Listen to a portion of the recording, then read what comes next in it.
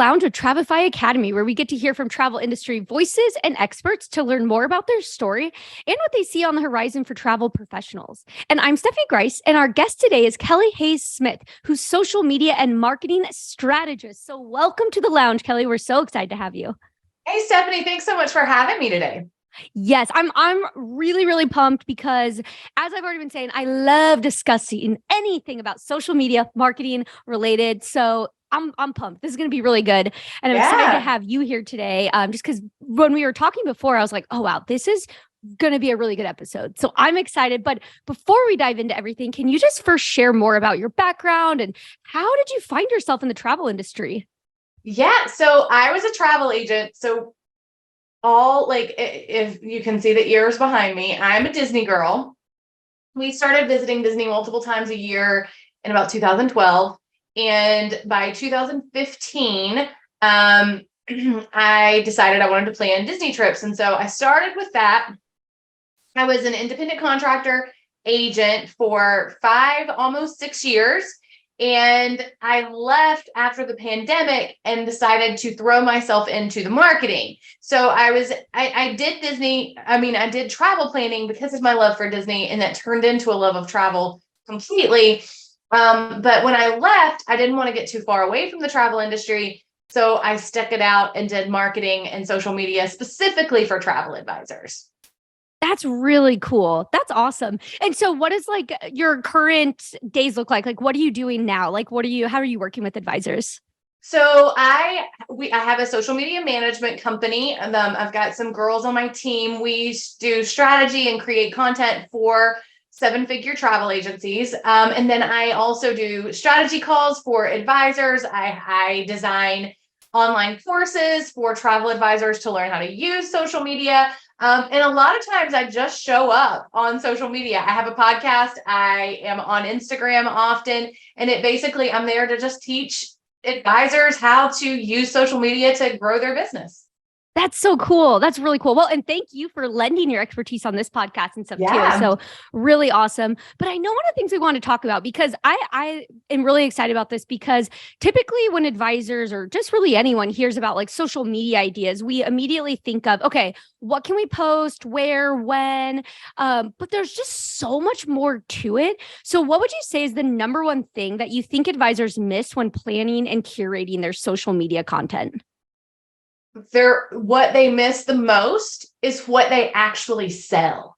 And what I mean by that is we get caught up as advisors in posting about destinations and pretty pictures, hotels, resorts, theme parks, cruises, whatever. We're trying to post those things.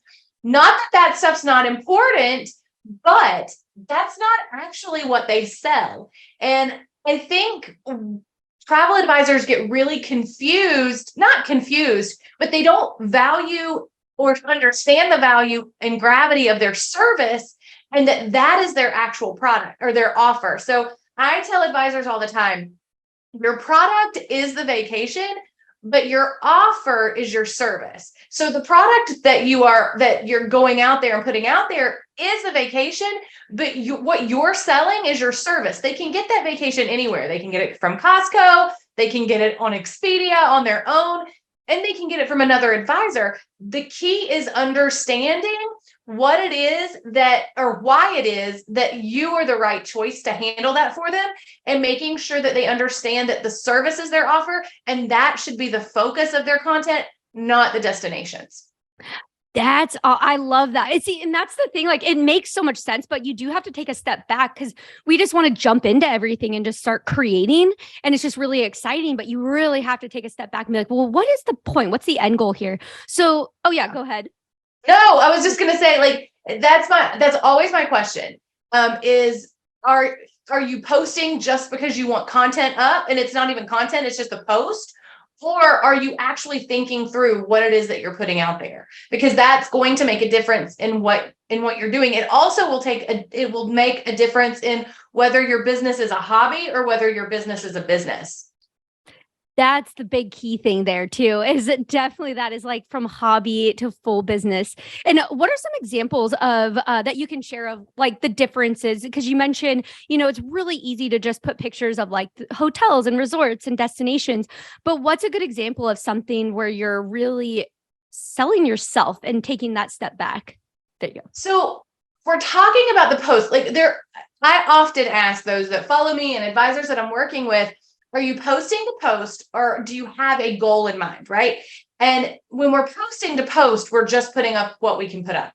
And that tends to be our vacation photos or photos we've gotten from suppliers.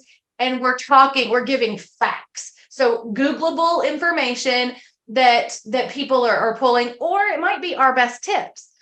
I'm not saying that those things aren't valuable. I'm saying that can't be all we focus on. So an example would be if you're giving your 3 best tips, you want to also make sure that you have a paragraph or something on the content itself that talks about how you help your clients choose the best tips for them. So it takes it from the regular run of the mill, one size fits all vacation to a one of a kind vacation. So your tips and tricks are going to be the one size fits all. They're going to be just basic information.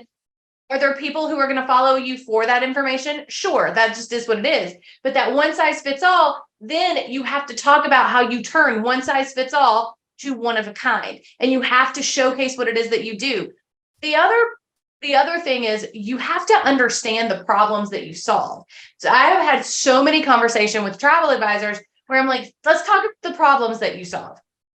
And they're like, well, I plan vacations. Okay, but what problems do you solve? And you've got to understand who it is you're talking to, how they feel, what they're concerned about, and then match that up with one of the services that you provide that fixes that problem.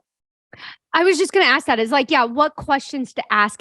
And when you ask those, like when you're working with advisors and they come up with those, do you usually say, okay, let's plug in a post then like once a week or something, or is there different like content pieces that you bring all that together? What does that kind of look like? Yeah. So not a post should ever go up without a service ad. I call it a service ad. And so that service ad should be talking about how it is that you do what you do. So I can't help it. I'm going to bring Disney into the mix because it is what it is. Okay. But so let's say that we're creating a post about our 3 best tips for a first time Disney cruise. Okay. What I want you to do is you give your 3 best tips and then you add to that by saying, when I plan vacations for clients, I make sure they know all of these and more that are specific to their family needs, priorities, whatever, in order to travel. So they're giving away that information, those 3 best tips, but they also are adding in how they serve their clients so that they can see that it's not just info that we're giving you. I am doing these things for you. And then you're also going to create content that's completely about your service. So it's going to be, the 5 biggest myths about working with a travel advisor, 5 things I do with every single client, things like that. So it's speaking directly to the service because that's your offer. So if you're talking about a destination and that the post is about a destination, you have to also add how your service plays into what you're talking about. But you can also create content solely around your service, and it needs to be a good mix of those two. That's cool. I like that. And that makes total sense too. So what are you seeing some advisors that succeed at setting themselves apart? Like, is there anything in particular that you kind of tend to see? Yeah. So people are afraid of niching down, and advisors especially, because it's like, well, what if I niche myself out of business?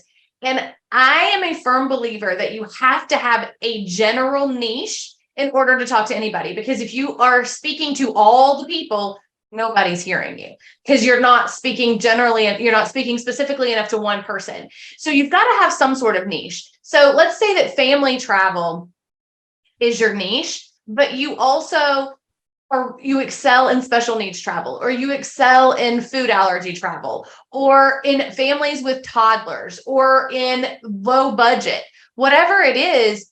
you have to own that specialty and speak to it often. People, again, are afraid of the niche, but it's really where you grow because you're able to stand out. And then the other thing that those that are separating themselves part do really well is know their ideal client, know who they're talking to and speaking to them about their feelings. So I hate this marketing tactic where we're going to create an ideal client. We're going to name her. We're going to talk about the car that she drives and where she gets her coffee. None of that truly matters. What really matters is if you plan family travel and you mostly deal with moms, it is July. I have a 5-year-old and a 16-year-old outside that door. I can tell you how this mom feels, and that is get these children back in school. Like, how quick can they go back? And the idea of understanding how they feel, frazzled and overwhelmed and stressed out. And I cannot imagine adding one more thing to my to-do list.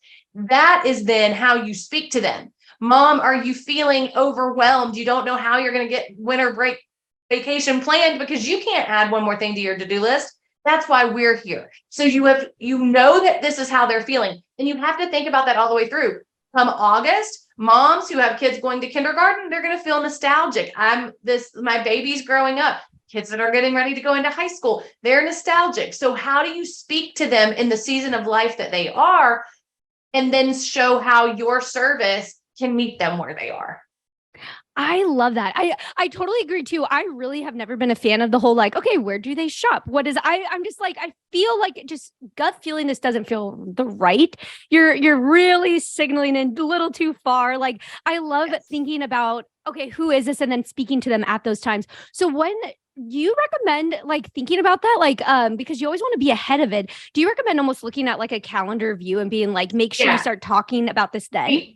Yes. And I like to map out feelings based on the season that they're in, right? Because really and truly, we buy with our feelings. We don't buy with our head and we don't buy with our wallet. We all buy with our feelings, every single one of us.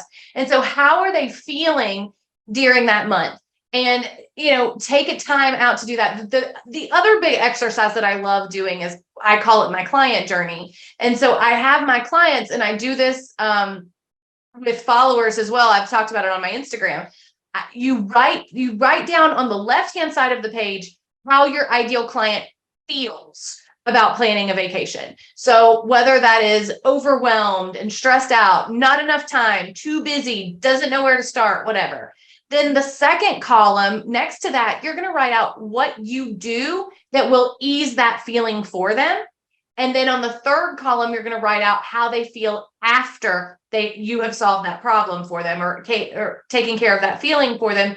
And then you have a full journey to take every piece of content through how they feel before, what it is that you do to solve that for them, and then how they're going to feel after. And when you can start using that in your content and you're not simply talking about a beautiful resort with sand and trees, but now you're talking about how they'll feel, what they want, what their desires are, why you're necessary in this process, you're no longer advertising for a destination. And listen, none of these destinations need to be advertised for. I mean, if you look at the big corporations, they spend bazillions of dollars a year in advertising. You don't need to advertise for them, but you need to advertise for yourself.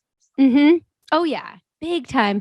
I love that. I like the feeling part. Yeah. Cause you're getting that emotional, and that's what's because social media, I mean, there's so much stuff that comes at us all the time. So to really stand out, that's what you would do. Makes so much sense. Yeah. That's what I hate when I see if it's not speaking to them. So we know in social media, there's data to back up the fact that you need to use the word you, or that you're speaking specifically to a person. So if you're talking to an overwhelmed mom, that you say, hey, you overwhelmed mom, or hey, overwhelmed mom, or hey, frazzled mom, hey, mom who's ready to send her kids back to school. That's the same thing as saying, hey, you. But we know that if we're creating a video or writing content, there should be you in the first 2 to 3 sentences in order to pull people in. If you're only talking about places or other things, they're scrolling by because you're not connecting with them. So when you're speaking directly to them in the very beginning, they're more likely to read and pay attention to what you're saying.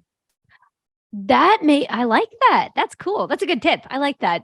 And on like just to kind of look at like trends, are there any like trends in social media right now that you're seeing, or certain platforms or any Oh, looks like you've got some ideas here. Well, so Meta killed us last week, right? Was it last week or week before? Whatever, that we got Threads, new platform completely. Another one. Yeah. So, I mean, different people are different places.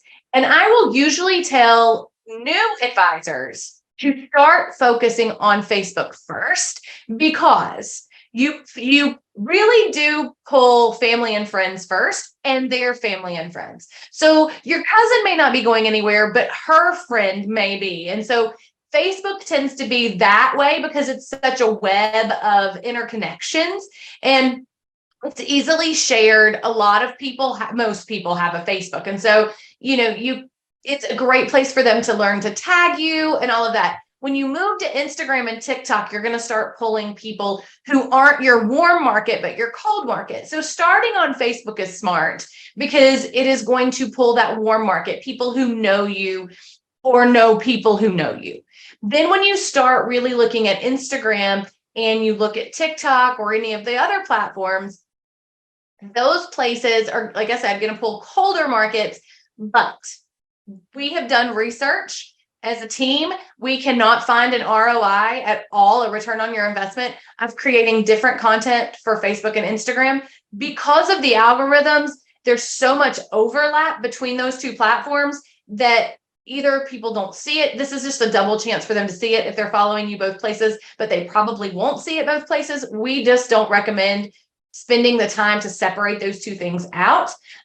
So I think it's vitally important to start yourself on Facebook, but you can create the same content that you would on Instagram to make that look like you want it to, and just really start sharing that profile, your business page, to your personal page a couple times a month, and getting people to tag you and do that. But long term, depending on your ideal client and what their age is, Instagram and TikTok will long term be a better place for you to be, because Facebook is just harder to grow on at this point.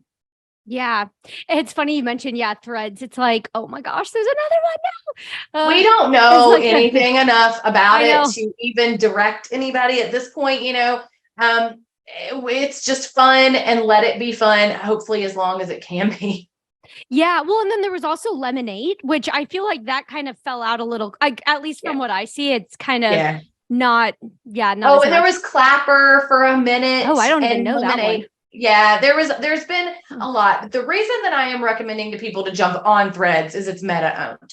And so I don't see it falling off like the others have. And people who are looking for an option other than Twitter, and this is Twitter 2.0 with a Meta stamp on it. And so people were really looking to leave Meta or Twitter anyway, and this gives them an option. But yeah, the other ones, and I mean, I'm a big social media. So like in 2020, Clubhouse was a big thing. I don't know if you ever did Clubhouse. I remember that. Mm-hmm. Yeah, so it was a big thing, and we did that for a long time. And then it did fall off. It's still active, but not as much.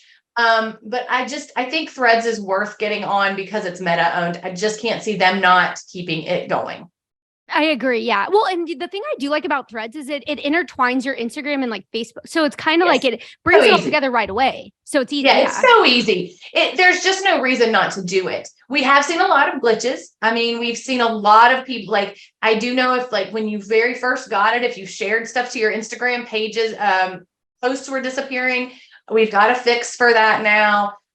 We've seen people who have some glitches with reels. It's to be expected. Anytime they release something new, you'll see a glitch. So a lot of times when people get glitches on Instagram, I'm like, you're going to have an update in a couple days, and they usually do. So when new things come, you can expect there to be a glitch, and where it's all intertwined, we were expecting it, but I think it's worth jumping on. But I don't want anybody like stressing themselves out. There is no strategy right now. And if people are telling you that they have the best strategies for Threads, then turn them off. Like, they don't. Yeah, nobody knows. 2 weeks, like barely. Yeah.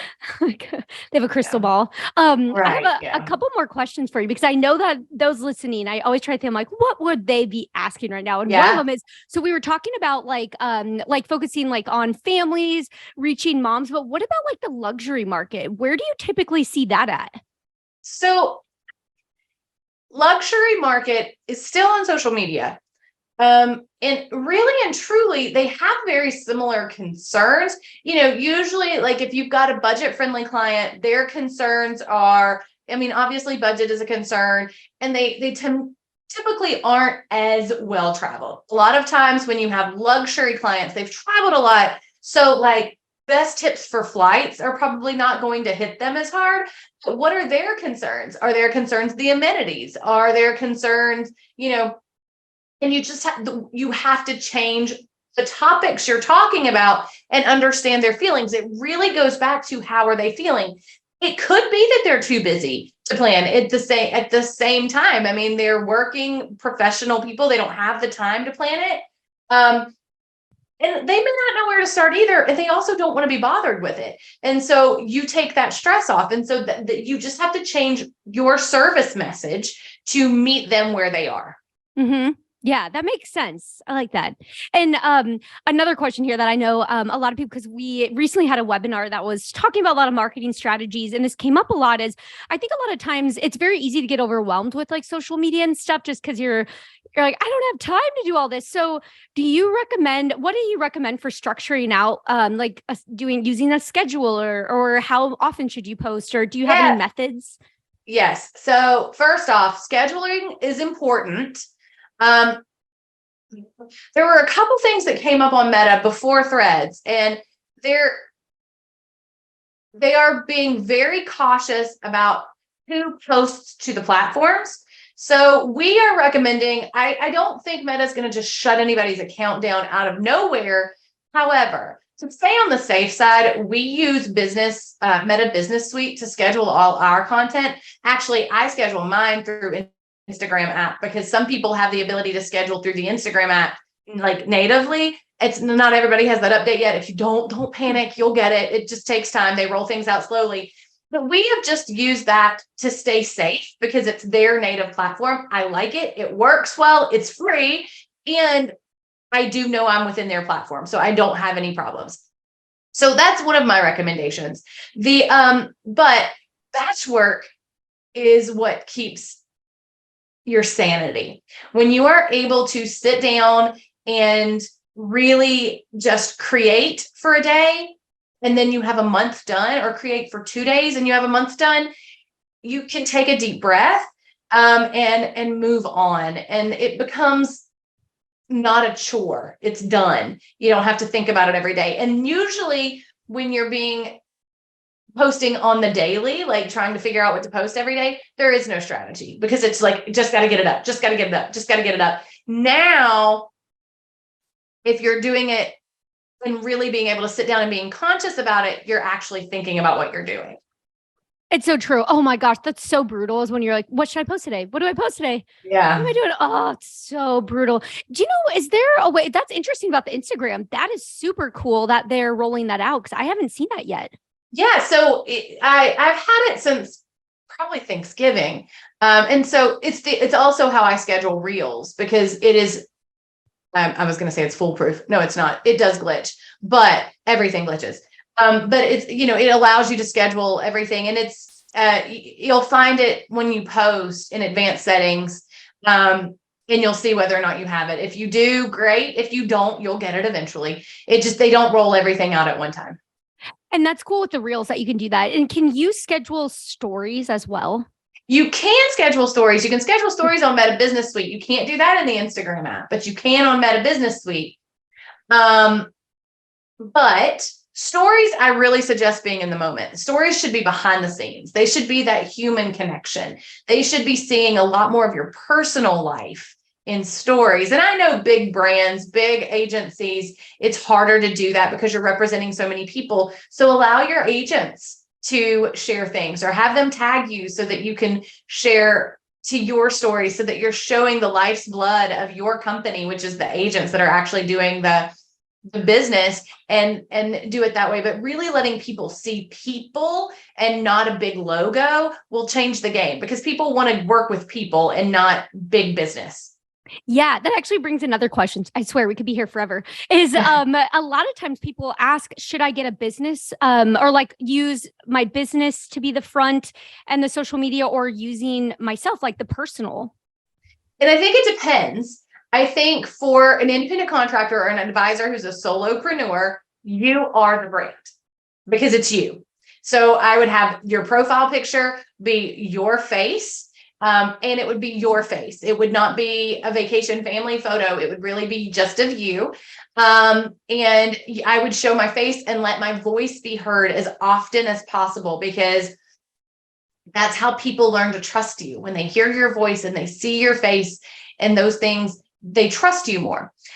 When it is an agency, I think the logo should be the profile photo, and the agency is representing all of these other people. And so bringing in all the faces are what matters. Doing things like agent spotlights, again, having your agents tag you in their posts or their stories so that you can reshare them and point people back there. So remembering that the agency grows and succeeds when the agents grow and succeed. And so them allowing them a platform, showing their faces and really representing what the whole agency is. So I think for like I said, an independent contractor, independent agent, or a solopreneur, you are the brand. But for an agency, you let the agents represent your brand. Mm-hmm. Which makes sense. But it's so true though, that personable touch is you. Yeah. I mean, because if you also think about who are your favorite influencers to follow, or not even influencers, just people to follow, they're all, for me, at least, I'm sure it's the same for everyone. They're all like personable people, and I hear them and I see them. And it's how we relate. Mm-hmm. Like, so, if you're only ever seeing a logo, you don't ever feel a connection. And when somebody's planning a vacation, it's coming in on the intimate level, right? Like, I mean, you may be sharing like, it may be something small, but it also could be something you've saved a long time for, something you're really looking forward to, something you're passionate about. So if you don't really know that person and you don't feel connected to that person, it's going to be difficult to bring them in on that level. But also, good marketing should not only attract the right people, it should repel the wrong people. And I don't mean the wrong people in like that they're toxic. I mean the wrong people in the sense that it's not your ideal client. That's not who you want to work with. And so by putting a face out there and connecting to the right people, the wrong people will find their person. And you can't do that without connecting on a personable level. I mean, it's why most of the time ideal clients tend to be the same as you. Mm-hmm. That's not always, a good point. But most of the time. Yeah, that's such a good point. Okay, I love it. I love it all. So, okay, last thing to wrap it all up is for those listening who are like newer agents, or just trying to revamp everything. Right. What are the steps they should do? Like, what's their homework? Oh my gosh. Okay, first off, create a consistent posting plan. Stop telling yourself you need to post 5 days a week and do that for a week and then don't post again for 3 weeks. If you can consistently post twice a week, that's fine. If you can consistently post 3 days a week, that's fine. You don't have to post 5 days a week. Find what you can do consistently and do it. Batch it, get it done, get it scheduled. Check your bio. The bio matters. So I talk about Instagram. I have a whole podcast on this, but I talk about Instagram as what if it's your storefront, okay? Your bio is your front window display. And so that tells people whether or not they want to come in. It tells people if they want to follow. You've got to speak to your ideal client. Nobody cares how many dogs you have. Nobody even cares where you live specifically. They want to know what you do for them. So speak to your ideal client in your bio, use keywords because that's how you're found, and then check your highlights. This is on Instagram, but like, I can't tell you how many times I have audited people's accounts and they have promotions on their highlights that are 8, 9, 10 a year or more old. So I don't ever want someone checking my highlights and being like, hey, I want that promotion that's up there, and me have to say, that went out 6 months ago. Like, I'm not about that. So those 3 things for your structure. And then I want you to go back and look at your content and see if you're actually talking about your service or if you're just talking about your destinations. Because in my opinion, that speaking to your service is the most important thing travel advisors can do. Love it. Oh, that's great. I love all those. Those are great tips. And where can everybody find like the name of your podcast and find you at? Yeah. So I am at Kelly Hayes Smith on all social platforms, and it's Kelly with an I. And my podcast is called Social Takeoff, and it is a marketing podcast for travel advisors. That's awesome. And I'll link all that in our show notes too, so everyone can see Awesome. that. So it's really cool. But we're actually not done yet. I didn't tell you this, but we have rapid fire questions. Okay, let's do it. They're all travel related. Very fun. Okay. So first one is, what is your favorite travel movie? Oh my gosh. Like I've about stumped her. travel? Yeah, or like, I mean, people have said it all across the board. Like, even if they're just traveling somewhere or it's just in a different destination, you A know? holiday. That's a good one. I love that. Yes, 100%. Great answer. Love that. So then this other question is, what is your favorite destination you've traveled to? Walt Disney World is my favorite just because of the memories we've made. But we also took our first Disney cruise in June, and Castaway Key was pretty awesome too. It's going to be based on memories for family rather than just specifically where I've gone. But Yeah. So then what would you say is your favorite theme park? I can't answer. That's like asking me to pick my favorite child. Magic Kingdom is probably my favorite. Like if I only had one day to go, I would go to Magic Kingdom because I wouldn't feel like I'd been to Disney if I hadn't gone to Magic Kingdom. Awesome. I know. Oh my gosh. For those who are just listening and not watching, you should have seen the glare she just gave me. Like, you're going to make me choose? Yeah, choose. How dare you? So another question here is, what do you think is the most underrated destination to visit? I love Nashville. I'm from Tennessee. I would say, yeah, Nashville, or I grew up in Virginia. And I love our Blue Ridge Mountains. I love Asheville, North Carolina. Yeah. That's cool. Mountains. I like that. That's cool. I like that. And what would you say is the best meal you've had while traveling? Oh my gosh, these are hard. I know these are like harder than the actual meat of the podcast. I know. So y'all realize that I have small kids, and the only places we've been recently are based around them. Well, I don't know. Yeah. The food on the Disney Wish was phenomenal. My kids are still talking about it, even my 5-year-old. So, wow, that's cool. What kind of food did they have? oh gosh. So the 3 sit-down restaurants were amazing, but I would say my very favorite was 1923. The meal on our first night was at 1923, and I had a pasta, and then my family had filet mignon, and it was phenomenal. Wow. Oh, that's cool. That's awesome. So then next question is, what is the last great book or article that you read? Oh, okay. I am currently reading The Rural Diaries by Hilarie Burton Morgan, and I like biographies, pop culture biographies. So I really like it because it's super interesting how this Hollywood, she wasn't Hollywood per se, but like this actress turned farm girl, and like the emotion. I'm actually not reading it. I'm listening to it because I don't read. But I love learning about the other side of the pop culture people, because you really think of them as being just celebrities and all of these things, but she's talking about putting on her muck boots and going out into and it just I love listening to the way she talks about it. So I'm really liking that one. But now if I'm talking about business, my all-time favorite business book is Atomic Habits. Oh yeah, that's a good one. I like that. Yep. Yeah. I like both of those because I agree. I love when you can, I like audiobooks too, especially when it's the person speaking. It's so good. Yes. So awesome. Yeah. I mean, and that's mostly what I don't love fiction. So I've read this in the last couple months. I've read Spare by Prince Harry. Okay. This one's like so cheesy, but my family is huge Big Bang Theory fans. The TV show. And like, I read the book about the TV show, like the cast and the crew were all interviewed about their experience. And then now I'm listening to Hilarie Burton Morgan. So yeah, I tend to do things like that. I also read, like I said, Atomic Habits and things like that. But I like learning about them in a sense where it's not Harry surprised me times and Spare. Yes. Did you listen to it too? Yeah, Yes. I did too. And it was like, I finished, that's the quickest I finished a book that long. Like, I was like, Yeah, I must keep going. He had me blushing a few times. I'm like, yeah. I can only imagine what the palace thought of some of the things he talked about. I know. I was like, oh, I don't see this family recovering anytime soon after this book. No, not at all. Yeah, it was good though. Good stuff. I love that. Okay, so final question here for you is what is the craziest thing that's ever happened to you while traveling?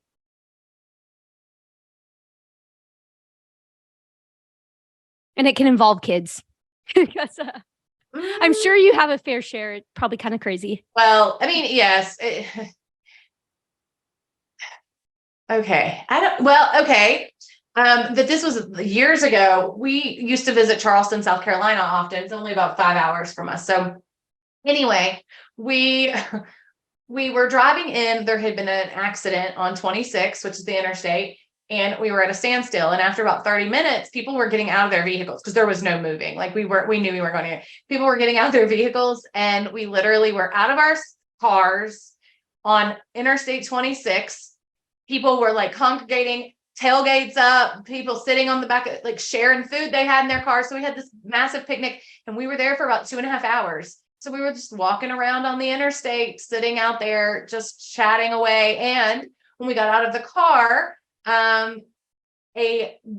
we were talking to people next to us, and it turns out that he was a brother of a good, close, personal family friend of ours, but I had never met the brother before. So we were parked beside each other. Wow, that's cool. So all the strangers were sharing their food and stuff like that, all their road trip snacks out on the road in the middle of the day. That's really cool. Oh, I like the beauty of travel. I love that. Yeah. That's cool.